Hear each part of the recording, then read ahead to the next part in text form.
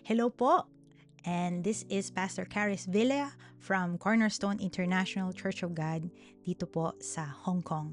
Today, I just wanted to greet a happy anniversary, 11 years of the Lord's faithfulness dyan po sa Cornerstone, Macau. Now, alam ko po na ilan sa inyo inasahan ako'y pupunta because for the past few years, I have been able to come there and celebrate with you. This year, meron po ako mga things na I have to prioritize. But hindi naman po kayo magkukulang because I have sent my mother, si Sister Emma there, and I have sent my co-laborer in Christ, si Pastora Elena. So I am sure that the Lord is going to do something in your midst. Now today po, I just wanted to not only give you a greeting and a congratulation, but I also wanted to encourage you because I have a reminder for the congregation there. So today I wanted to remind you po of yung mission statement ng Cornerstone. Ang mission statement po natin is threefold. That we are committed to honoring God, that we are committed to making disciples, and we are committed to kingdom building. Mga kapatid, I just want to remind you that whatever we do, whether we are eating or drinking, whether we are sleeping or we are working, that we do all things for the glory of God. Even all of us po, meron po tayong mga tungkulin, meron tayong mga trabaho. Let's serve our earthly masters as we would serve Christ. Kaya po na nandito pa tayo sa mundo na to, it is to serve as a light in a dark world. So church, I urge you, honor God. At kung may parte ng buhay po natin na hindi nakalulugod sa Panginoon, then let us ask the Lord na baguhin tayo, and magtiwala tayo na tayo binago ng Panginoon. Kung tayo ay nabubuhay sa kasalanan, iwan natin ang kasalanan. Dahil gusto nating makita ng mundo ang kapangyarihan ng Panginoon. Second, I wanted to urge the church to make disciples.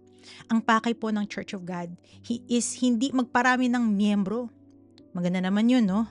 Pero alam niyo po, the Great Commission urges us to make disciples, not just members. What kind of disciples do we want to produce? Yung tipo po ng mga disciples that trust and obey God. Hindi lang yung kanilang mga feelings. Hindi lang yung sinasabi ng ibang mga tao. We want to produce disciples that don't just say they love Christ, but that talagang madedemonstrate sa buhay nila yung pagmamahal nila kay Kristo. Disciples that are willing po to pay the price, to take up their cross, to deny themselves, and to follow Christ. No turning back. Tayo po ba, mga disipulo ni Kristo? Well, remember, the Lord did say that they will know that we are His disciples by the way that we love. And finally po, I want to urge our congregation there sa Cornerstone, Macau, to build the kingdom of God. Sa 1 Corinthians chapter 3, nagkaroon ng there was an issue that Paul was addressing. Kasi nagkakampi-kampihan yung mga tao. Yung iba nagsasabi, ay, kay Apollos ako. Yung iba nagsasabi, no, ako kay Paul. I'm sure may ilan pa na nagsasabi, oh, ako kay Peter. Pero Paul was telling them, sino ba si Apollos? At sino nga ba akong si Pablo? O si Pablo o si Paul?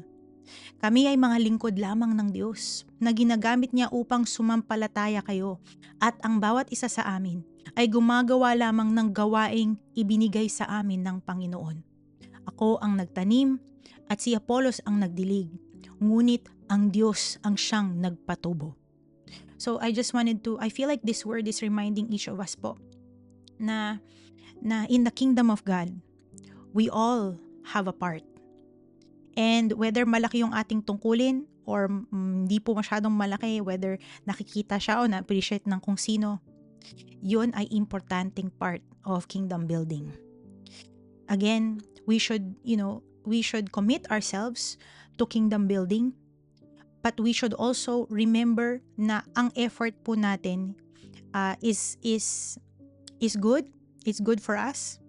But it's not through effort na nabibuild ang simbahan ni Kristo. It is, again here, sabi niya sa verse 6, ako ang nagtanim at si Apollos nang nagdilig, ngunit ang Diyos ang siyang nagpatubo.